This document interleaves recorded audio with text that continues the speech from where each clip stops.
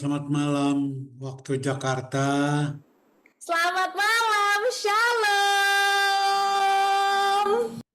Ada buat nancing, kapan ya bisa datang? Iya, welcome Pak. EG Pak Ayub, EG Kak Ayub. Ayo Kak. EG siaplah. EG yang mana? Yang EG 25? Kak, EG Hong Kong. Oh, Ada kan itu Oktober nanti. itu mah pasti udah siap lah. Bahkan 25 Mei ini juga udah siap kok. Ini kita ini mikrofon. Tinggal salurkan suara aja. Gini, ah, malam ini saya mau share kenapa sih saya tulis rancangan Tuhan paket lengkap. Paket lengkap, apa maksudnya? Kenapa rancangan Tuhan paket lengkap? Salah satu rancangan Tuhan, Yeremia 29, saya jelaskan, dibilang, sebab aku ini mengetahui rancangan-rancangan apa yang ada padaku mengenai kamu. Demikianlah firman Tuhan, yaitu rancangan damai sejahtera dan bukan rancangan kecelakaan, untuk memberikan kepadamu hari depan yang penuh harapan. Nah, di antara mau lihat yang rancangan Tuhan yang itu paketnya lengkap itu, ini yang saya pakai yang ayat paling atas dari Natasha. Enggak tahu Natasha ada atau enggak, tapi enggak apa-apa. Dibilang 1 Tesalonika 5. Halo, 1 Tesalonika 5 ayat 22-23. Eh, 1 Tesalonika 5 ayat 23-24. Semoga Allah damai sejahtera menguruskan kamu seluruhnya. Semoga roh, jiwa, dan tubuhmu terpelihara sempurna dengan tak bercacat pada kedatangan Yesus Kristus Tuhan kita. Ia memanggil kamu ada setia, ia juga akan menggenapinya. Jadi kalau dia memanggil kita ada Tuhan yang setia, ya kan kadang-kadang eh, beberapa kali saya ke itu Fluid Junction itu gara-gara si Elita atau Natasha mereka pakai video call. Gimana nih datang nih enggak atau segala. Iya gara-gara kata mereka mau tidak mau saya cari cara untuk bisa ke sana. Tapi maksud saya di sini adalah Allah yang setia yang memanggil kamu. Dia bilang gini, yang ia yang memanggil kamu harus setia, ia juga akan menggenapinya. Artinya, kalau dia memanggil kita, termasuk yang moderator, kalau Tuhan memanggil kamu, Tuhan setia menggenapkannya. 23 berkata gini, semoga Allah damai sejahtera menguruskan kamu seluruhnya. Nah, kalau Allah yang bilang kuduskan, benar nggak jadinya? Allah yang menguduskan. Berarti mau tidak mau dia harus mau. Kadang kalau saya ke itu apa mau apa lihat apa yang Pastor Martin punya itu makanan itu saya paling suka yang itu daging sama bihun itu. Itu kalau udah janji mau datang pasti saya datang. Bahkan saya pernah bawa keluarga dengan Dewi, dengan mamanya, dengan cinya dan segalanya datang. Nah, ayat ini berkata, kenapa saya sebut ke paket seluruhnya? Saya mau tanya dulu, apakah dengar suara saya jelas atau enggak kira-kira? Jelas. Jelas. Oke. Nah, dibilang gini, semoga Allah damai sejahtera menguduskan kamu seluruhnya. Berarti Allah yang menguduskan ya, Allah yang menguduskan kamu seluruhnya. Dan semoga roh, jiwa dan tubuhmu terpelihara sempurna dengan tak bercacat pada kedatangan Yesus Kristus Tuhan kita. Nah, kalau bilang tak bercacat berarti memang tidak akan ada. Dia memanggil kita, dia yang setia. Itu sebabnya di dalam hati saya percaya baik yang di Nanjing, Shenzhen, nanti di Shanghai, dan di tempat-tempat lain akan dibuka. Itu Allah yang memanggil, Allah juga setia untuk membuka pintu yang tidak dapat ditutup oleh siapapun. Bukan hanya Nanjing, bukan hanya Shenzhen, bukan hanya Nanning, bukan hanya Shanghai, Beijing, tapi dia membuka seluruhnya dari timur, barat, utara, selatan. Dan dia memanggil, dia pasti menggenapkannya. Itu sebabnya dia memanggil, ya, ya, ya. Terima kasih buat angkat tangannya, PSM. Tuhan yang memanggil, Tuhan juga setia. Dia yang setia menyertai, dia membuka pintu. Dan kalau dia buka pintu, tidak ada yang sanggup menutupnya. Kecuali beberapa kali saya ke Fluid Junction, nggak bisa masuk karena si itu belum buka pintu, mau masuk ke BCC, saya harus telepon atau hubungin Elita. Saya bilang, gimana saya bisa masuk? Dia bilang, tunggu nanti ada yang buka pintu. Nah itu karena manusia.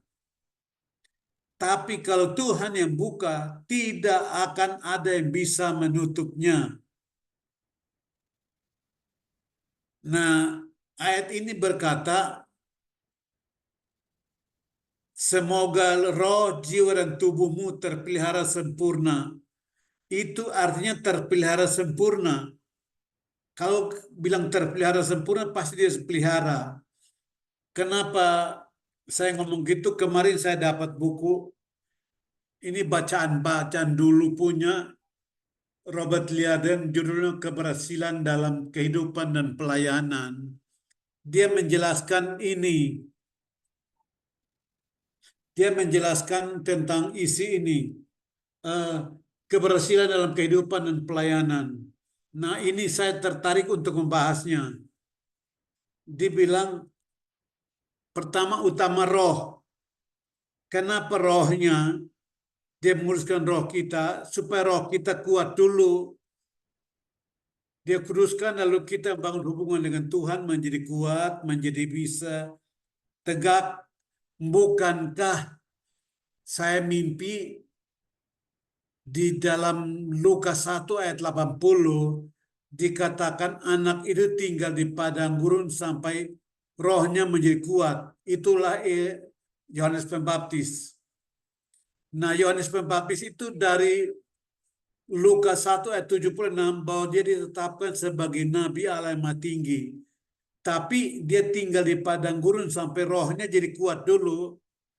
Kalau nggak kuat ya pasti tanggung jawab dari Tuhan nggak bisa diemban dengan baik. Nah, cara roh kita dikuatkan adalah kita membaca firman Tuhan, berbahasa roh, dan kadang didoakan oleh teman-teman yang lain. Nah, ketika kita didoakan, kita saling menguatkan. Roh kita ini dalam ini, saya mimpinya gini. Kenapa hari-hari ini saya lihat hasilnya? saya bermimpi gini, Mazmur 29, ketika firman Tuhan diucapkan, gunung-gunung jadi botak, pohon jadi nggak ada cabangnya. Nah, saya mimpinya gini, dari mulut saya, ketika roh saya jadi kuat, dari mulut saya berkata, "Hai pohon, tumbanglah." Langsung tercabut kayak gergaji, teng. Kayak ada gergaji suara Tuhan. Nah, ini bagus nih. Ayat 4-nya, suara Tuhan penuh kekuatan. Suara Tuhan penuh semarak. Suara Tuhan mematahkan pohon aras. Bahkan Tuhan menumbangkan pohon aras Libanon. Ia membuat gunung Libanon melompat-lompat seperti anak lembu. Dan gunung Sirion seperti anak banteng. Suara Tuhan menyemburkan nyala api. Suara Tuhan membuat padang gurun gemetar. Suara Tuhan membuat padang gurun Kades gemetar. Nanti selanjutnya saya mimpi ayat ini. Kan saya baru bertobat. Nah, baru bertobat, saya baca Alkitab, baca firman, berdoa bahasa roh, baca firman, berdoa bahasa roh, bergantung kepada Tuhan. Saya mimpi ayat ini. Saya habis mimpi, pegang kepala, aduh bagaimana ya? Orang keriting kayak gini mana bisa ya? Mana orang SMP begini bagaimana bisa ya? Anak buangan gini bagaimana bisa ya? Saya rasanya nggak bisa. Tapi ketika roh saya kuat, saya ulangnya, ketika roh saya kuat, ayat ini terjadi. Dalam mimpi, apa yang saya ucapkan terjadi, pohon tumbang. Saya pegang kepala, hah? Kok pohon tumbang? Saya berkata, "Hai gunung, botak." Langsung gunungnya gundul.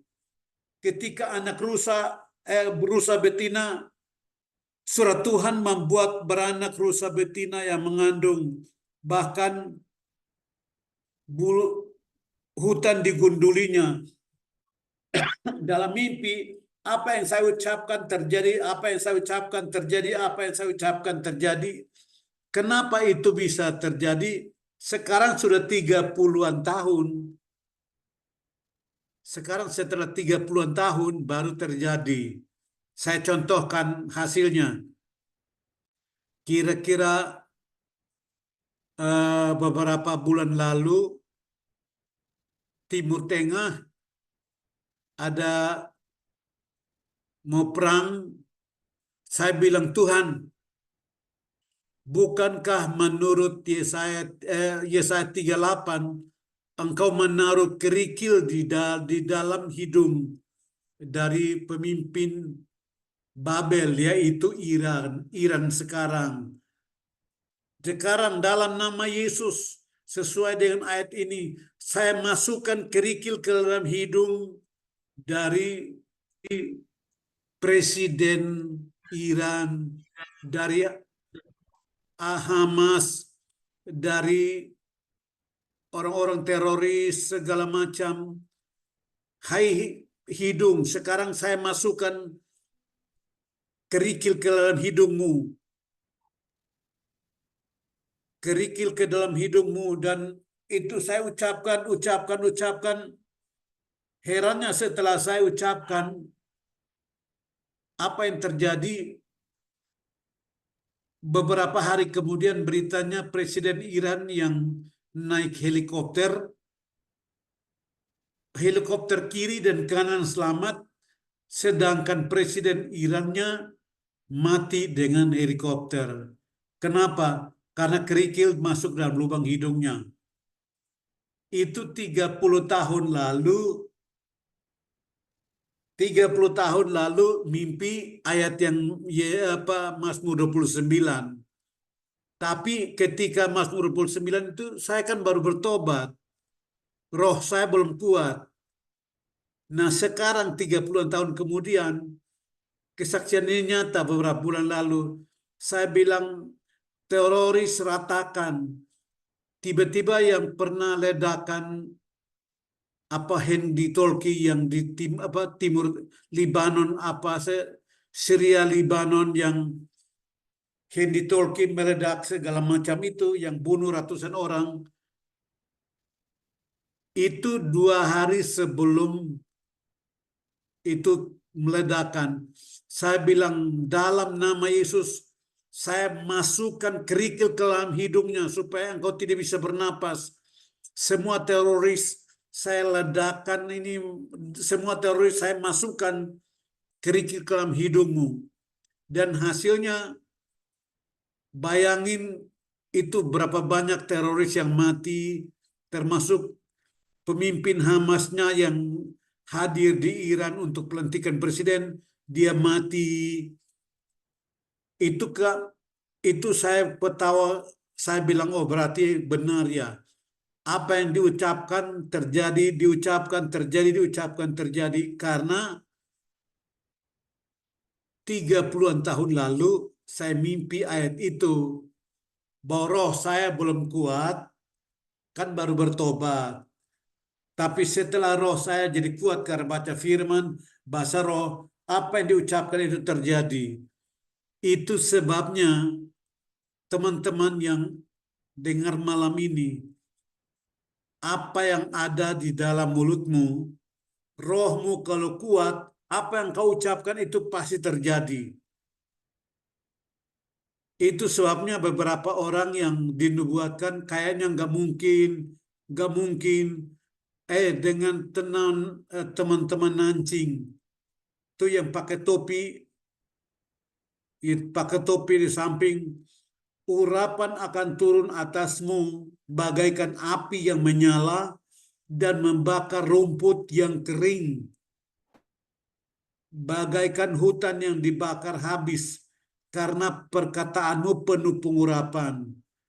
Itu artinya siapapun yang berani melawan firman Tuhan, ucapanmu akan penuh dengan kuasa dan pengurapan, karena Yeremia berkata, firman Tuhan di dalam mulutku seperti api yang membakar kayu yang kering dan rumput kering, serta firman Tuhan dalam mulut ini seperti palu godam menghancurkan hati yang keras.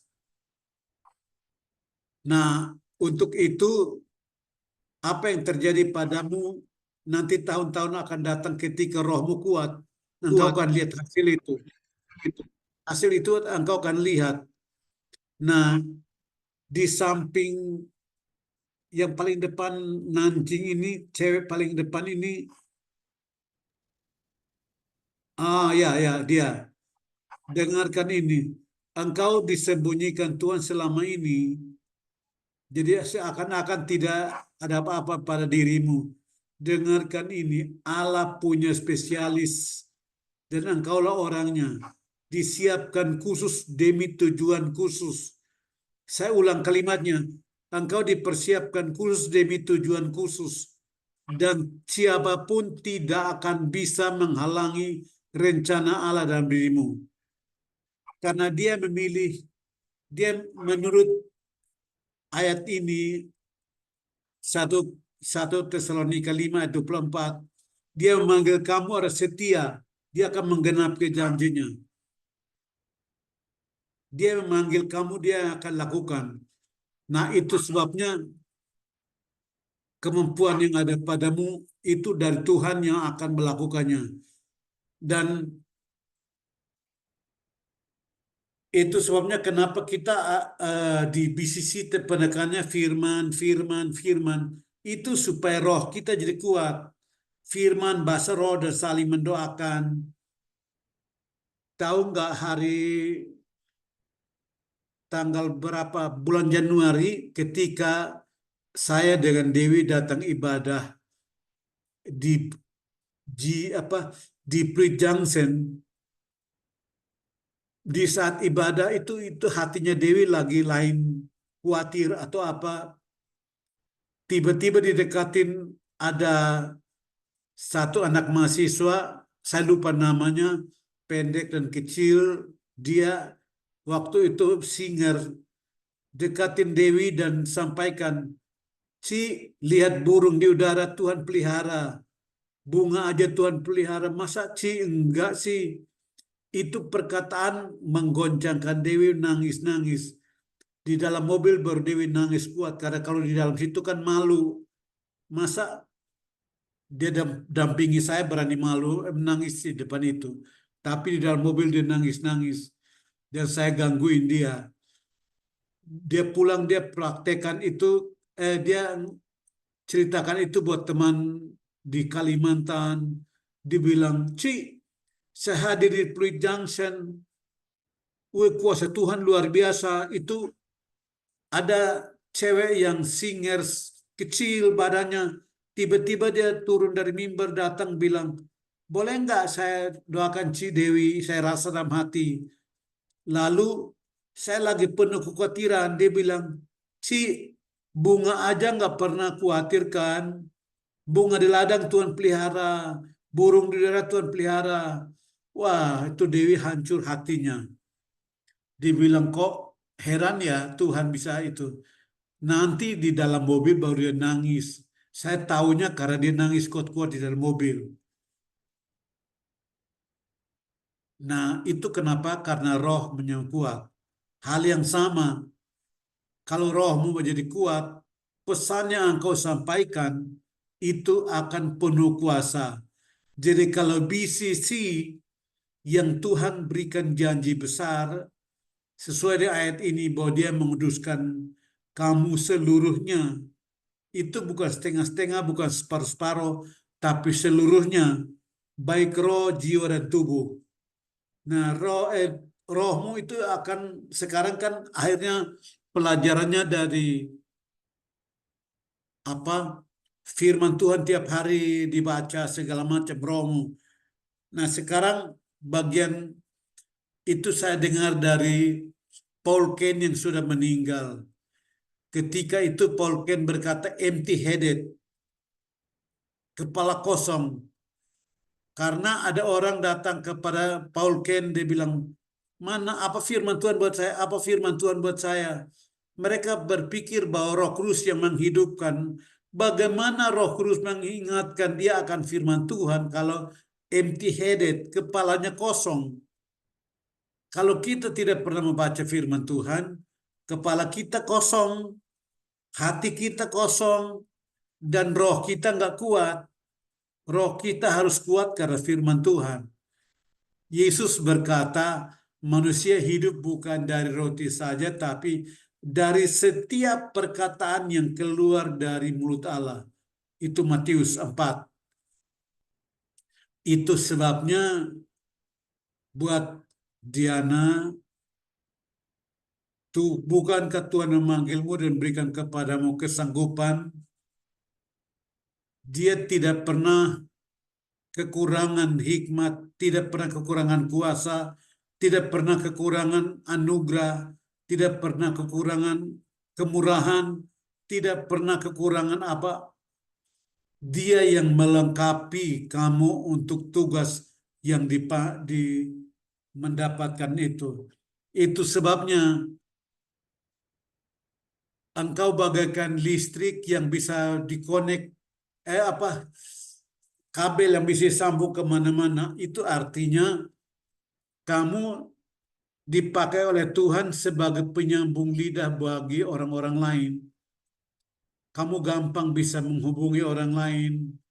Kamu gampang bisa ngomong dengan orang lain, gampang masuk. Yang lain susah-susah, tapi kamu bisa. Itu ada Tuhan yang hidup itu. Itu sebabnya biarkan dia lakukan itu. Nah, hal yang kedua adalah dibilang dan jiwamu. Saya baca ulang, dan jiwamu. Selain roh, dibilang jiwamu. Jiwa, kan tubuh perlu, roh perlu makan. Makan yaitu firman Tuhan, itulah makanan dia. Kalau orang tidak makan firman, dia kurus kering. Kita manusia boleh diet, tapi jangan diet firman Tuhan. makanlah firman. Semakin engkau makan firman, semakin engkau gemuk, semakin kuat rohmu, dan apa yang engkau ucapkan, firman itu yang menciptakan. Jangan engkau takut untuk mengucapkan firman kepada siapapun, kepada masalah, kepada ketakutan, kepada dosenmu, atau kepada apapun. Masa beberapa saat yang lalu saya bilang semua teroris babat habis. Kerikil saya masukkan ke dalam hidung mereka dan biarkan ini. Itu dalam waktu 2 minggu semuanya hampir sama. Jadi saya ketawa dan saya bilang, Tuhan, Tuhan, kok hebatnya engkau begitu ya. Nah, yang kedua dia bilang jiwa. Nah, jiwa itu butuh makan juga. Menurut buku ini, keberhasilan dalam pelayanan, keberhasilan dalam kehidupan dan pelayanan oleh Robert Liardon, jiwa juga perlu makan. Contoh makannya adalah refreshing, berkumpul, tertawa, hadir acara, mungkin sosialita atau apa. Jadi jangan muka sedih-sedih atau apa, jangan. Jiwa juga butuh makan. Nah, diberikan contoh di sini, dibilang Robert Liardon bilang ada seorang anak yang umur 9 tahun. Anak itu berusia 9 tahun, dia dipanggil Tuhan sebagai pengkhotbah. Ketika berkhotbah, banyak orang yang diubah. Dia tiap kali mau berkhotbah, orang tua bilang gak boleh. Tiap kali mau bermain dengan teman-teman, orang tuanya bilang jangan, kamu gak boleh bermain, kamu gak boleh bermain. Akhirnya apa yang terjadi? Ketika anak ini berumur 16 tahun, dia bilang, saya tidak akan pernah ingat lagi pelayanan, dan saya tidak lagi mau ingat Tuhan. Mengapa? Karena di dalam jiwa ini ada tuntutan dan kebutuhan. Jiwa itu perlu makan. Salah satunya adalah bacaan. Itu sebabnya bacalah buku sepuas-puasnya. Makanya kemana-mana saya kayak orang gila bawa buku. Kenapa? Karena saya ingin membuat jiwa saya juga dipuaskan. Kebutuhannya makan. Juga saya kan jarang nonton film. Dewi beli tiket untuk nonton film di bioskop. Saya ikut. Contohnya saya kan dulu belum pernah nonton. Dewi bilang, kita nonton ada Jackie Chan, Jackie Chan. Saya bilang, siapa itu Jackie Chan? Dia bilang, itu loh, yang Eddie Leo-nya itu loh. Oh, Eddie Leo. Oh, berarti itu boleh-boleh. Karena dia udah beli tiket, saya masuk ikut nonton bioskop. Sejak ikut itu, saya baca buku ini berubah. Itu makanan bagi jiwa. Jadi boleh belajar, tapi juga harus ada refreshing. Harus bisa tidur yang baik, refreshing, tertawa, teman-teman ngobrol, pergi makan bersama atau apa, itu untuk jiwa bisa makan. Jika tidak, janji Tuhan begitu besar bagi hidup kita, itu juga tidak sehat, tidak dewasa. Kebutuhan jiwa itu kan menuntut. Suatu hari dia kalau udah nuntut itu, seperti buku ini bilang, umur 9 tahun udah dipanggil berkhotbah. Tapi dia berkhotbah, orang tua nggak pernah beri kesempatan buat dia. Sampai umur 16 tahun baru dia bilang, saya nggak akan pernah ingat lagi Tuhan, dan dia tinggalkan Tuhan, dan dia tidak pernah ingat lagi pelayanan. Kenapa? Karena jiwa itu butuh. Tidak pernah diberi makan, dia akan menuntut suatu hari. Apalagi sekarang baru kuliah gini kan, kalau kita juga tidak perlengkapi dengan itu, bisa-bisa aja kebutuhan itu datang, kita nggak bisa menghalangi. Tuhan bukan tidak punya kuasa untuk menghalangi, tapi di dalam jiwa manusia, di dalam diri manusia timbul segala keinginan, ingin untuk diperhatikan, ingin untuk dihargai, ingin untuk dikasihi, ingin dicintai, ingin untuk dihargai dan dianggap seseorang lagi itu. Ketika dia tidak dapat itu, suatu hari memang kita ampuni, iya, biar kita ampuni. Tapi suatu hari tuntutan itu akan menuntut. Dia harus dapat. Itu sebabnya sekalipun kita berpuasa berhari-hari, saya pernah puasa 7 hari tidak makan, tidak minum aja, bisa sempat tidak ini kok. Jadi perlu jiwa juga diituin. Nah, yang terakhir di bagian tubuh, dibilang tubuh. Semoga roh, jiwa, dan tubuhmu terpelihara sempurna. Nah, saya punya kesaksian tentang ini. Di dalam di dalam Amsal 4 ayat 22, dibilang Amsal 4 ayat 22 dikatakan bahwa Amsal 4 ayat 22 dikatakan bahwa firman Tuhan itu menyembuhkan tubuh kita. Nah, kenapa firman Tuhan menyembuhkan tubuh kita? Amsal 4 ayat 22.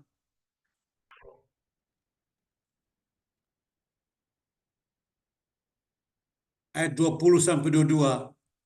Hai anakku, perhatikan perkataanku, arahkan telingamu kepada ucapanku. Janganlah semuanya itu menjauh dari matamu, simpanlah itu di lubuk hatimu, karena itulah yang menjadi kehidupan bagi mereka yang mendapatkannya dan kesembuhan bagi seluruh tubuh mereka. Jadi ternyata roh juga bisa berpengaruh ke dalam tubuh. Nah, saya alamin ini karena suatu kali beberapa tahun lalu, kira-kira 7 atau 8 tahun lalu itu terjadi. Saya dari Jakarta, dari Dan Mogot, dan namanya Sumur Bor. Saya pulang ke rumah di Taman Surya. Biasanya kalau saya naik ojek, herannya kalau naik ojek, kalau kita berikan uang 10.000, dia tidak kembalikan uang 2.000-nya. Tapi kalau kita berikan 8.000, dia terima. Untuk menghemat 2.000, saya beli botol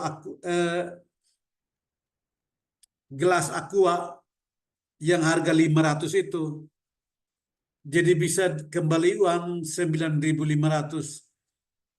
Ketika saya ambil sedotan ini mata kanan saya ini menusuk ini sampai robek.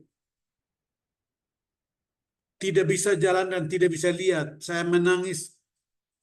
Ojek bawa saya sampai rumah. Sepanjang malam saya tidak bisa tidur. Aduh, mata nih gimana ya? Air mata ngalir terus. Lalu saya dibawa ke Jakarta Eye Center. Ketika sampai Jakarta Eye Center, diberikan obat juga tidak mempan. Saya balik ke rumah, tidur mimpi gini. Di dalam 2 Yohanes 3 ayat 2, 3 Yohanes 2 itu cuma satu pasal, 3 Yohanes. 3 Yohanes 2, 3 Yohanes pasal 2, kan 3 Yohanes 1 ayat 2 sebenarnya. Itu dibilang ini Amsal, ini bukan surat Yohanes 3 Yohanes 2. Oke, ya, yaitu dikatakan ini, saudara yang terkasih, aku berdoa semoga engkau baik-baik dan sehat-sehat saja dalam segala sesuatu, sama seperti jiwamu baik-baik saja. Tiba-tiba di dalam mimpi ini kata-kata keluar, aku berdoa supaya engkau baik-baik dan sehat-sehat saja seperti jiwamu sehat. Saya tumpang tangan di mata ini, saya bilang, hai mata, dengarkan firman Tuhan ini. Aku berdoa supaya engkau baik-baik dan sehat saja. Engkau melawan firman Tuhan dengan tidak bisa lihat. Dalam nama Yesus, hai mata, sembuh. Amin. Saya bisa buka mata dan bisa buka mata. Lucu Dewi bawa saya ke Jakarta Eye Center. Ketika diperiksa, dokter bilang gini, pekerjaan Bapak apa? Saya bilang pendeta. Pantas pendeta.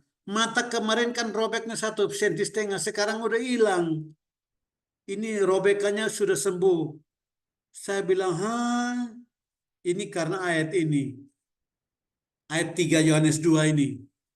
Saudara yang kekasih, aku berdoa, semoga engkau baik-baik saja dan sehat-sehat saja dalam segala sesuatu, sama seperti jiwamu baik-baik saja. Ketika saya tumpang tangan buat mata yang tidak bisa lihat ini, dan saya berkata, ayat ini berbunyi demikian, hai mata, kalau engkau masih sakit, engkau melawan firman ini, engkau akan dihakimi oleh ayat firman ini. Amin, sembuh sendiri. Jadi tubuh, kan tadi dibilang dipelihara baik tubuh, jiwa, roh. Roh, jiwa, tubuh. Nah, tubuh ini di sini. Yang kedua, untuk tubuh. Yang waktu stroke pertama kali, itu kan saya nggak sempat cerita. Stroke pertama kali 2 tahun lalu. Itu bukan karena apa, itu karena saya bikin buku, nulis bukunya sampai tengah malam jam 12, minum kopi, susu, sampai jam 2 untuk habiskan bukunya. Gara-gara itu darah sampai 210 per 110. Nah, mau pasang vaksin, dokter nggak mau. Dewi ketakutan bawa saya ke dokter praktek yang itu diberikan salah obat, akhirnya saya stroke. Ketika stroke itu hilang semuanya, memorinya hilang. Saya lihatin Dewi datang, saya bilang, ini siapa yang datang? Dewi marah beneran. Ini siapa yang datang ini? Dia marah. Lu kurang ajar. Saya bilang, kurang ajar. Emangnya kamu siapa? Emang kamu tidak kenal saya lagi? Saya istrimu.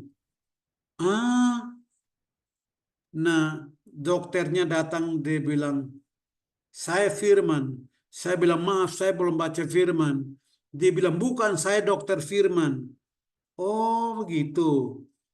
Nah, herannya di saat yang sama, teman-teman datang, teman-teman Komsel datang doakan. Ketika mereka doakan saya, mereka kutip ayat yang salah. Saya bilang, doamu kutipan ayatnya salah tuh. Seharusnya kalimat ini, titik koma di sini. Mereka bilang, yuk, kamu stroke, kok bisa ingat ayat? Herannya 5 hari kemudian saya sudah bisa keluar dari rumah sakit. Kenapa? Karena ayat firman Tuhan menyembuhkan tubuh saya. Ayat ini benarkan, dia memilih kita, menyempurnakannya. Itu sebabnya kadang-kadang kita ketakutan untuk orang nggak boleh makan ini, nggak boleh makan itu. Bukan karena itu. Boleh makan, tapi ada batasnya. Boleh olahraga tapi ada batasnya. Boleh bergadang tapi ada batasnya. Boleh bergaul tapi ada batasnya. Kan tubuh ini kan dia selalu ada batasan-batasan. Yesus aja ngantuk kok sampai ketiduran di kapal, murid-murid sampai bangunkan dia, baru dia bangun hentikan gelombang. Berarti Yesus butuh tidur. Nah, kalau tubuh kita terlalu belajar dan tidak tidur, itu berpengaruh juga buat hidup kita. Tapi ingat, Yesus yang memanggil, dia juga yang akan menguatkan kita. Nah, karena itu saya liatin nama-nama itu dulu. Timothy Nathanael, Laurencio. Ini salah seorang pemimpin yang lagi dipersiapkan oleh Tuhan. Saya nggak tahu kamu di mana posisimu, tapi Tuhan yang tahu di mana kamu berada di lubang apapun, engkau tidak bisa tersembunyi. Tuhan mempersiapkan dirimu sedemikian rupa supaya tahun-tahun akan datang engkau menjadi pemimpin yang diandalkan, menjadi pemimpin yang dipakai dan diurapi oleh Tuhan. Itu sebabnya urapan kepemimpinan itu melingkupi dirimu. Urapan kepemimpinan itu melingkupi dirimu. Kenapa melingkupi dirimu? Supaya kalau engkau membina orang, mereka submit. Tuhan yang memanggil kamu, Tuhan yang memberitahukan. Itu sebabnya saya tidak kenal kamu, tapi Tuhan yang kenal kamu, namanya Timothy Nathanael Laurencio. Nah, saya baca dari sini. Tuhan yang hidup, Tuhan yang manggil, Tuhan juga melihara kamu. Demi rencananya tergenapi. Saya contohkan ya. Kenapa nubuatan itu perlu diucapkan? Kak Sofyan, adiknya namanya Lydia, dia bilang dia mau takut untuk ucapkan, tapi terlalu panas di dalam hati, panas mau tidak mau harus diucapkan.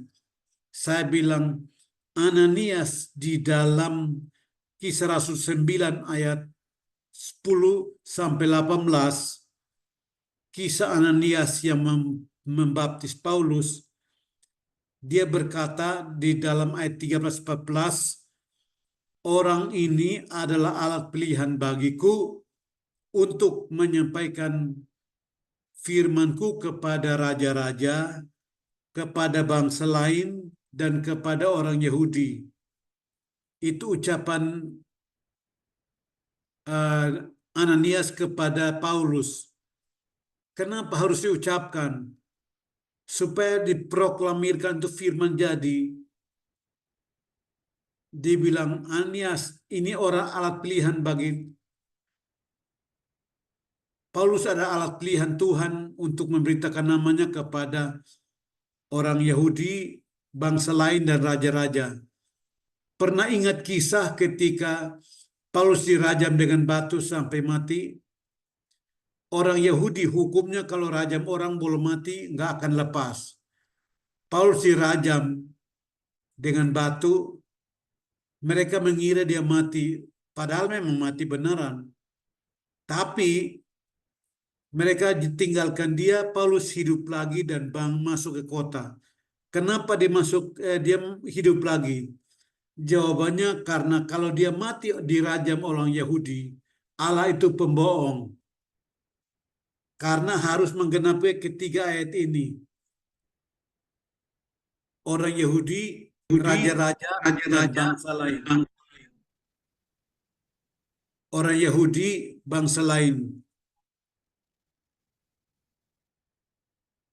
Oke, lihat. Perkara sebab orang ini adalah alat pilihan bagiku untuk beritakan namaku kepada bangsa-bangsa lain, serta raja-raja dan orang-orang Israel. Sekarang baru orang Israel aja dia udah raja mati. Berarti Tuhan berbohong dong. Tuhan harus hidupkan dia supaya Paulus pergi ke bangsa-bangsa lain dan sampai hari ini kita ada di sini. Itu karena itu. Lalu Paulus juga harus menghadap raja-raja. Itu sebabnya Raja Agripa dan raja-raja yang lain sampai selesai tugas baru dia dipancung oleh Raja Nero dari Roma. Kaisar Nero yang pancung dia. Ketika Kaisar Nero pancung dia, apa yang dia tulis? Yang kita kebanyakan pakai untuk orang meninggal. Padahal ayat itu bukan. Aku telah mengakhiri pertandingan dengan baik. Aku menyelesaikan dengan finish. Kenapa aku mengakhiri pertandingan dengan baik dan menyelesaikan finish? Karena raja-raja sudah dengar kesaksian dia. Orang-orang Yahudi sudah dengar kesaksian dia. Dan bangsa-bangsa lain sudah dengar kesaksian dia. Jadi pentingnya nubuatan harus disampaikan kepada orang, ya seperti itu. Itu sebabnya kalau Tuhan yang memanggil saudara, saudara tidak bisa lari. Termasuk PSM yang sekarang ada di sana. Dengarkan ini, Allah memanggil dirimu PSM. Allah berusaha dengan hidupmu. Kemanapun engkau pergi, malaikatnya menjagamu supaya seperti Paulus digenapi dulu baru boleh pulang. Kalau enggak bisa. Nah ini rumah teman saya komsel ini di luar berisik-berisik ini karena teman-teman lagi komsel. Di dalam mereka ada berisik komsel, saya di dalam sini siaran. Dia mati 41 hari di rumah sakit di koma. Koma 41 hari. Ketika hari keempat dia tulis surat wasiat. Dia tulis surat wasiat, selama tinggal ini nanti dibagi ke ini. Ini perusahaan batas saya nanti dibagi ke ini. Dia tulis surat wasiat dan salam untuk istri, untuk anak, untuk saudara-saudaranya. Tapi nggak mati-mati. Sampai hari ke-41 bertemu Yesus. Yesus bilang dia, namanya Aven. Aven pulang karena tugas belum selesai. Dihidup kembali. Nah, dia berisik di luar sekarang ini. Karena belum selesai tugasnya, makanya dihidup kembali. Tenang aja kalau Allah panggil saudara, saudara tidak bisa lari kemana-mana. Ada satu namanya Domingus Dancem. Dia dipotong waktu itu sekolah Dulos di Jakarta Timur, lehernya putus. Tapi ketika bertemu malaikat dua orang bawa dia bertemu Yesus, Yesus bilang dia Domingus Dancem, pulanglah karena tugas belum selesai. Dia hidup lagi, tidak bisa bernapas karena ini udah putus. Mereka temukan dia dan tutup gini, dokter dibawa ke dokter, butuh 1,5 jam baru sampai dokter. Baru dokter jahit, setelah jahit 3 hari kemudian dia sembuh total. Sekarang dia ada di Amerika hari ini. Khotbah. Kenapa? Karena tugas belum selesai. Ingat kalau Tuhan panggil saudara, tugasmu belum selesai, dia tetap akan ikut dirimu. Dia menghadirkan. Itu sebabnya kita tidak bisa lari kemana-mana. Kalau Aven yang 40 hari mati, ini rumah dia ada di luar lagi ketawa-ketawa. Saya selalu kalau keluar dia bilang, Bang, gimana nih saya udah senang-senang karena bertemu Yesus. Yesus bilang, Aven pulang karena tugas belum selesai. Sekarang saya udah bagaimana nih Bang?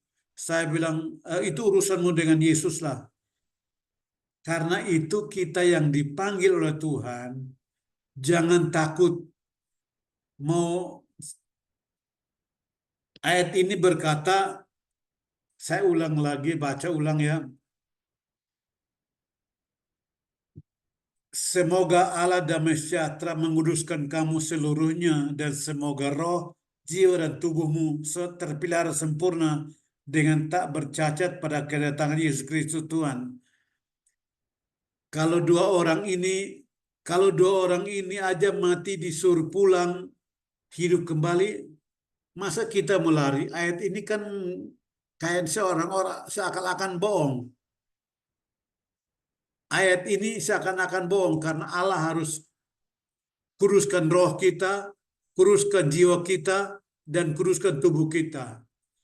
Itu sebabnya engkau yang dapat janji Tuhan, engkau tidak bisa lari kemana-mana.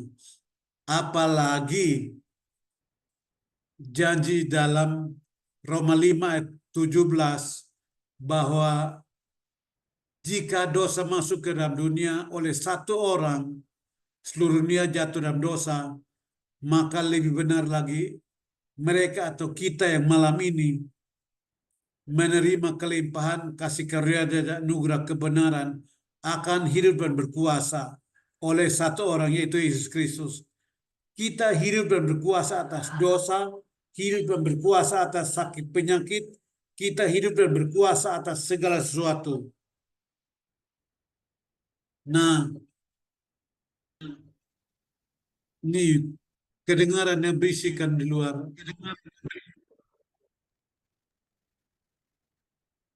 Itu komsel. Jadi teman-teman, sekali lagi, Ia yang memanggil kamu adalah setia, Ia juga akan menggenapinya. Tuhan yang memanggil engkau untuk bergabung di BCC, Allah akan menggenapi janjinya. Dan Dia tidak mungkin berbohong. Kalau yang mulai tanggal 25 Mei kita ketemu nanti di EG atau bisnis apalagi ketemu dengan Lius Lapen itu dia juga dipanggil sama kayak gini. Teman-teman, di dalam hati saya harus ulang ya, di dalam hati saya Tuhan memanggil teman-teman itu serius. Tuhan memanggil teman-teman itu serius. Nah, hanya Dia berikan peringatan dalam buku ini. Di dalam peringatan dalam buku ini dia bilang, pasangan hidup kadang-kadang bisa menghalangi. Dia cerita tentang seorang penginjil Amerika yang mendapat panggilan untuk Amerika Latin. Dia berkhotbah di Amerika Latin, presidennya bertobat, tapi istrinya menangis minta pulang ke Amerika, dan akhirnya orang itu balik ke Amerika. Janji Tuhan tidak tergenapi, tapi dia mati sebagai pemabuk dan duda karena salah pasangan. Saya percaya kalau BCC Tuhan tidak mungkin lepas kok. Orang-orang pintar semua begitu. Kalau orang-orang pintar semua seperti itu, Tuhan yang akan lakukan. Nah, karena itu teman-teman, saya lihat dulu 32 orang ini. Saya mau berdoa khusus buat teman-teman yang 32 ini. Tuhan, aku berdoa buat ke-32 anak ini Tuhan. Calvin, Engkau manggil, Engkau memilih, Engkau menetapkan, Engkau juga yang menggenapkan janjimu kepada dirinya. Tuhan, Engkau yang hidup. Demi nama Yesus, genapilah rencanamu Tuhan. Aku berdoa menyampaikan suaramu kepada mereka dalam nama Yesus. Mereka tidak akan lari dari panggilanmu Tuhan. Mereka akan taat kepada panggilanmu karena Engkau Tuhan yang setia. Yang memanggil mereka Tuhan yang adil. Demi nama Yesus, aku serahkan anak-anak muda ini ke dalam tangan-Mu. Tuhan, kami bukan kebetulan ada. Tapi ke-32 anak muda ini adalah orang-orang pilihan di tanganmu. Dan orang-orang pilihan di tanganmu, engkau yang berjanji, engkau sesuai dengan firman-Mu, semoga Allah damai sejahtera yang menjadikan saudara benar bersih. Aku berdoa, roh, jiwa, tubuh mereka dipelihara kuat, tetap kuat di dalam Tuhan. Ke-32 anak muda ini mereka akan menggenapi rencana Allah dengan sempurna. Demi nama Yesus, aku berdoa Tuhan, menyerahkan Derek, Novi, Catherine, Elita, Stasia, aku berdoa menyerahkan mereka masing-masing dalam tangan-Mu Tuhan. Lestin, NK, Dinancing, Nicola Luin, Nolan, Rafael, Tian, aku serahkan mereka Tuhan. Engkau yang tahu hidup mereka. Raymond Saputra, mereka yang di Senchen, Valentino, Fania, William, aku serahkan juga dalam tangan-Mu Tuhan. Engkau manggil mereka, Allah yang setia. Genapilah janji-Mu itu Tuhan buat hidup mereka. Supaya mereka tahu bahwa Engkau Tuhan yang setia. Jason juga aku serahkan dalam tangan-Mu. Kasih karunia, kemurahan, anugerah turun khusus kepada mereka. Supaya janji-Mu bahwa karena dosa satu orang, seluruh dunia jatuh ke dalam maut. Maka lebih benar lagi, kami yang menerima kelimpahan anugerah dan kebenaran kasih karunia menyanggupkan kami untuk hidup dan berkuasa oleh satu orang, yaitu Yesus Kristus Tuhan. Genapi janji itu di dalam Roma 5 ayat 17 itu Tuhan. Genapi buat ke-32 anak muda ini Tuhan. Demi nama Yesus aku serahkan roh mereka. Mereka menjadi kuat. Serahkan jiwa mereka. Jiwa mereka juga kuat. Tubuh mereka juga segar. Pulihkan tubuh mereka Tuhan yang karena belajar terlalu serius. Tubuh mereka butuh istirahat. Kekuatan Allah mengalir buat mereka. Hikmat Allah mengalir buat mereka. Urapan Allah mengalir buat mereka. Kecakapan ilahi turun buat mereka. Di dalam nama Yesus. Aku serahkan mereka ke dalam tangan-Mu Tuhan. Terima kasih Tuhan buat PSM dan PSR. Aku serahkan mereka ke dalam tangan-Mu. Engkau tidak salah memilih mereka. Engkau memilih Musa. Engkau memilih Paulus. Engkau yang memilih Yosua. Engkau Allah yang setia dengan mereka. Engkau juga memilih PSM dan PSR untuk melakukan kehendak-Mu. Aku berdoa menyerahkan seluruh daratan China, Tiongkok ke dalam tangan-Mu melalui mereka Tuhan. Ke dalam tangan mereka ini, aku serahkan tangan Tuhan, ke dalam tangan Tuhan bahwa PSR dan PSM menerima wibawa, mereka dilantik, mereka dikuduskan untuk menjangkau seluruh Tiongkok daratan seluruhnya, dimanapun dan kapanpun dan saat apapun, semuanya mereka akan menjangkau demi nama Yesus. Terima kasih Tuhan buat perlengkapan-perlengkapan yang mereka alami dengan belajar. Engkau yang memberikan kepada mereka kekuatan. Di dalam nama Yesus, aku berdoa bersyukur kepadamu dan menyerahkan anak-anak muda ini ke dalam tangan-Mu di dalam nama Yesus Tuhan. Hai BCC family, hope you are blessed with today's sermon. But when the Bible said, berbahagialah orang yang mendengarkan firman Allah dan menaatinya. Jadi yuk aplikasikan firman Tuhan hari ini. I also encourage untuk teman-teman you follow our Instagram BCC Fams and subscribe to our YouTube channel supaya kita bisa sama-sama diperlengkapi dan bertumbuh bersama untuk serupa dengan Kristus. Dan bagi teman-teman yang butuh dukungan doa, konseling, dan mencari komunitas, boleh kontak melalui Natasha 0812 345 06768. Because you are loved, you are welcome. Let's grow together! See you soon, BCC family!